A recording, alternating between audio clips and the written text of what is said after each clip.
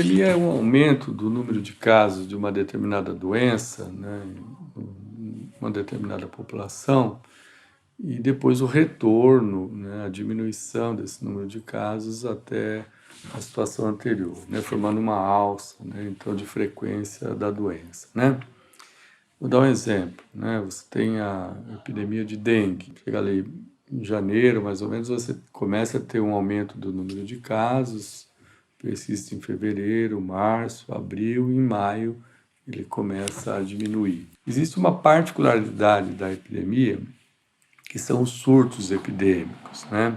O surto ele também é uma elevação do número de casos de uma determinada doença, né, acima do esperado, mas numa região bem restrita, numa localidade bem restrita. O exemplo seria um surto de febre amarela silvestre que está tendo agora em algumas áreas de risco, né? Então, aquela área de floresta dentro daquele município tem uma elevação de número de casos de febre amarela silvestre e depois isso retorna à normalidade. Isso é um surto epidêmico.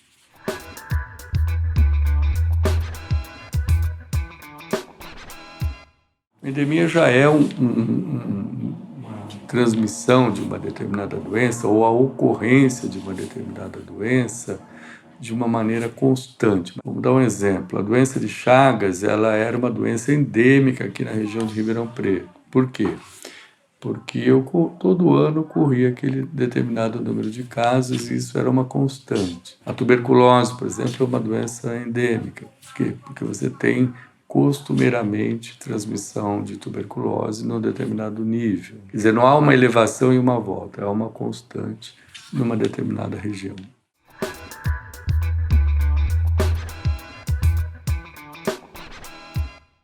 Não, eu acho que não. A febre amarela ela está ocorrendo em surtos localizados em regiões em que você coincide com uma epizootia de febre amarela em primatas não humanos, né? E sempre em áreas de floresta. Então, o que ocorre? Nessas áreas de floresta, você tem uma transmissão do vírus da febre amarela entre macacos, né? Algumas espécies de macacos.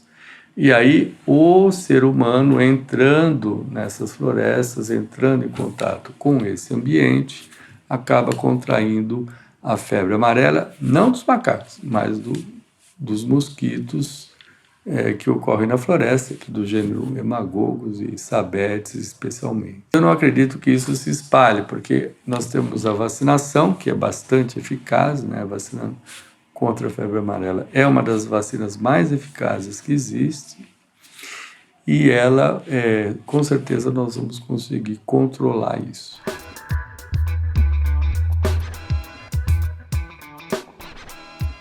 O que não há maneira de controlar é a epizootia, ou seja, a transmissão de febre amarela entre os macacos. Isso a gente ainda vai conviver com essa situação durante muito tempo.